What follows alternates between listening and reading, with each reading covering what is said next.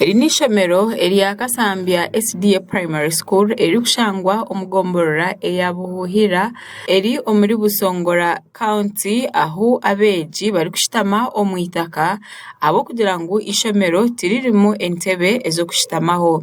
Wilson Biwithe nagira ngu ishomero erya Kasambya SDA Primary School obwahati ebikirasi byona tibine babana okushitama ekiri kureterana n'ombare gw'abana bakurwa mu ishomero eri okweyonjera. Where there is a situation, you need to improvise and keep the candle burning.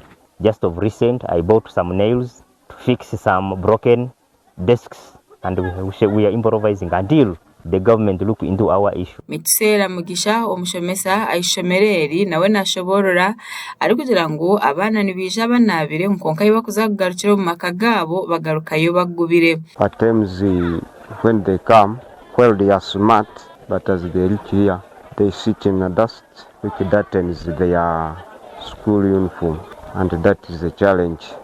Ori hokurire byobwegese omu district ya Kasese anestagoba bwambare nagira ngu abana hamwe n'abashomesa omwanya gwo bari kukoreramu omu shomereri tiguri muronji. Classroom learner ratio is 1 to 110 as we speak now, and many of the other schools do not even have classrooms at all.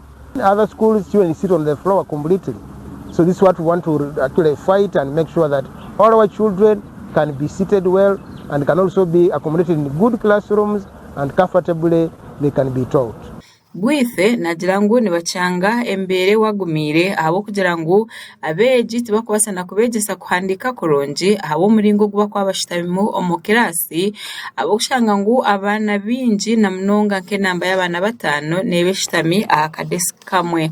Many classes are lacking desks, more especially primary 1, 2 and 3. Almost every child is sitting down. And other classes, they are competing for the few desks we have. Aishomero erya Ntunga Primary School omugomborani yemwe naho embera ni kweri kandi Alistako kule ori mukuru w'ishomero agira ngo ayino kwerarikirira ahabwo muringo ogwo byombeko aishomero eri birimo ari kugira ngo omusisani gubasa kwija kubatera ari kugira ngo obwahati abana bingi nibegera ahari bujenje. These structures are really dangerous to our runners because since this place is an earthquake-prone area, anytime this structure can collapse and kill the children. Aha mashomero abiri agutwikireho bakuru b'amashomero nibagira ngo obwahati hariho na n'ibindi bintu biri kubateganisa otirongo kushanga ngo emyanya yo kweyambiramo nayo eriyo muringo ogutashemire. And would be considerate and add some structures, both the latrine and the classrooms.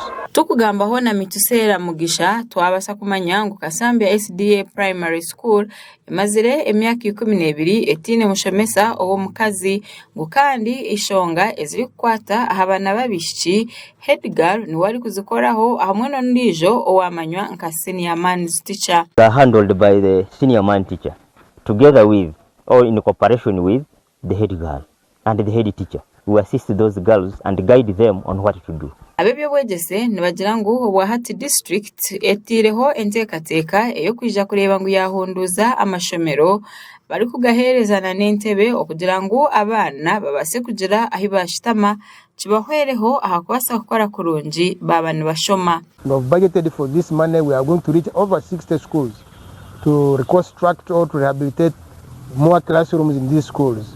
So every school that has been picked for this season, and this one is going to go over years, for around 3 to 4 years. Amakuraga gasha kwa Muhindo Gerard ahabwa Sky TV omuri Kasese. Because the sitting posture is very important in the learning process. The way they sit, their minds are already interrupted, though they learn, but something is missing because of the sitting arrangement.